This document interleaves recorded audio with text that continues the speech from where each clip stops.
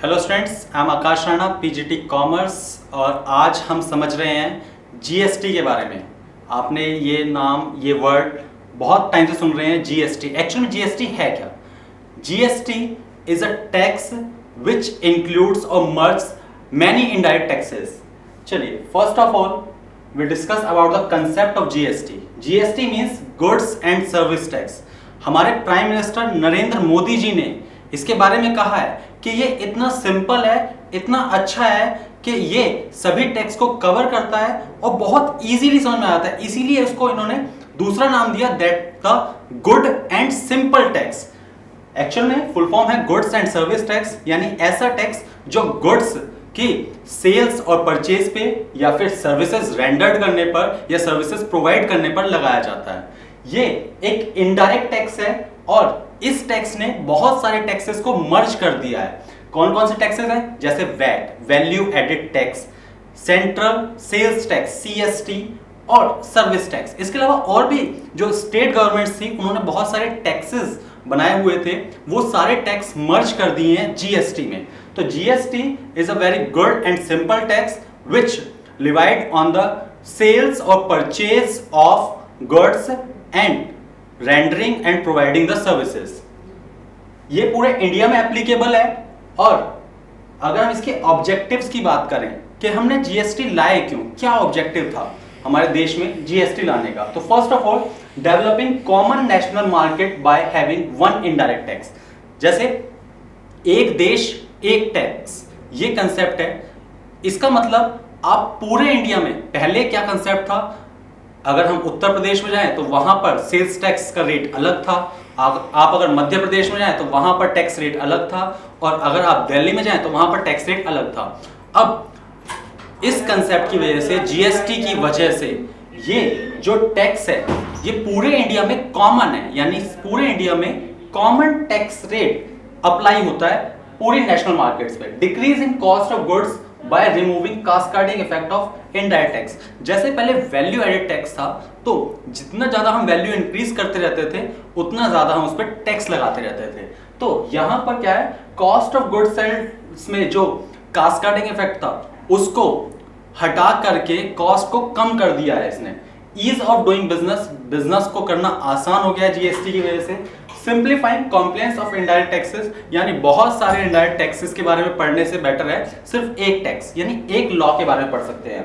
Better and effective indirect tax and management, इतना easy और better effect है कि इसे इजीली समझ सकते हैं और अप्लाई कर सकते हैं, और इससे हम इनडायरेक्ट टैक्स का मैनेजमेंट भी इजीली कर सकते हैं। इसके बाद अट्रैक्टिव फॉरेन डायरेक्ट इन्वेस्टमेंट, जब पूरी कंट्री में एक ही टैक्स है तो उस पूरे एक टैक्स की वजह से जो हमारी एफडीआई है, फॉरेन डायरेक्ट इन्वेस्टमेंट, वो भी अट्रैक्टिव होती है। इसके बाद अपलिफ्टिंग ग्रॉस डोमेस्टिक प्रोडक्ट, यानी एक देश की जीडीपी जो है वो उसकी इनकम को रिप्रेजेंट करती है, उसकी इकोनॉमिक कंडीशन को रिप्रेजेंट करती है। जीएसटी के आने की वजह से जो इकोनॉमिक कंडीशन है, जो जीडीपी ग्रोथ है, वो इंक्रीज हो गई है। और इरेडिकेटिंग द कैश इकोनॉमी, और कैश इकोनॉमी को ये इरेडिकेट करता है। इसके बाद नेक्स्ट, जैसे यहां पर देख रहे हैं आप, जीएसटी में बहुत सारी चीजें लिखी हैं, income, services, tax payer, economy, loan, consumer, currency, bank. तो ये सभी जो हैं ये इसकी कैरेक्टरिस्टिक्स हैं एक तरह से कहा जाए तो। देखिए, characteristics of GST, first of all comprehensive indirect tax, यानी ये कई सारे इनडायरेक्ट टैक्स को मर्ज करके बनाया गया है, यानी एक tax. Collected by a registered tax payer, यानी जीएसटी अप्लाई उसी के ऊपर होगा जिसने जीएसटी में रजिस्ट्रेशन कराया हुआ है। जो जीएसटी में रजिस्ट्रेशन नहीं कराया था वो जीएसटी कलेक्ट नहीं कर सकता, उसके पास कोई अथॉरिटी नहीं है जीएसटी कलेक्ट करने की। इसके बाद वैल्यू एडेड टैक्स, ये एक तरह से वैल्यू एडेड टैक्स भी है, मैंने अभी बताया, जैसे इसने मर्ज कर दिया है वैल्यू एडेड टैक्स, वैट को, सीएसटी को, तो ये एक वैल्यू एडेड टैक्स है। इसके बाद डेस्टिनेशन बेस्ड टैक्स, जितना भी डेस्टिनेशंस है उसके बेस पर होता है। सप्लाई बेस्ड, जितना भी हम सप्लाई कर रहे हैं गुड्स की, चाहे वो परचेज है चाहे वो सेल्स है, उस सप्लाई के बेस पर टैक्स है। इसके बाद input credit of GST paid is allowed, it is an assets.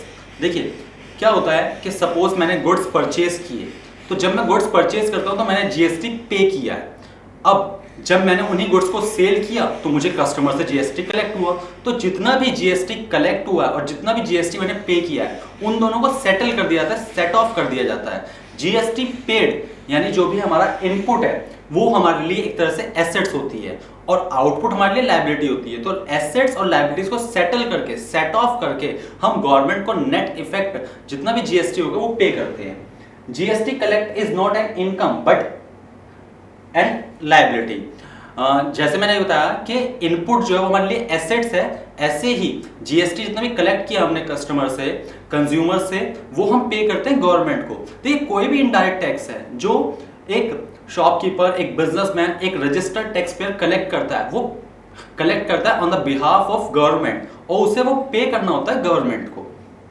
इसके बाद unlike earlier indirect tax system, GST does not have cascading effect. जैसे पहले वैट था तो जितना ज्यादा इंक्रीज होते रहते थे उतना ज्यादा अमाउंट हम ऐड करते रहते थे वैल्यू एडेड टैक्स के। जीएसटी के आने की वजह से सबसे बड़ा बेनिफिट क्या मिला कि इसने जो कास्केडिंग इफेक्ट था उसको खत्म कर दिया है। चलिए अब हम बात करें टाइप्स ऑफ जीएसटी की। तो जीएसटी के 3 टाइप्स हैं। सबसे पहले SGST, state goods and service tax. Second is CGST, central goods and service tax. और third one is IGST, integrated goods and service tax.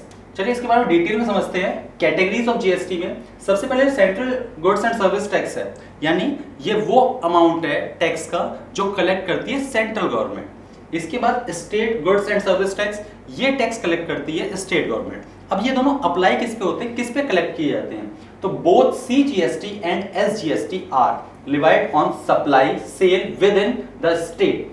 Intra state supply, जब किसी एक ही स्टेट में गुड्स को परचेज किया जाता है और सेल किया जाता है। सपोज मैं उत्तर प्रदेश में हूं और मैंने नोएडा में ही कोई गुड्स परचेज की और नोएडा में ही सेल किए, मैं नोएडा से ही बिलोंग करता हूं, तो ऐसे सिचुएशन में ये विद इन द स्टेट है। जब हम एक ही स्टेट में डीलिंग करते हैं तो उसको कहते हैं हम इंट्रा स्टेट सप्लाई या इंट्रा स्टेट सेल्स।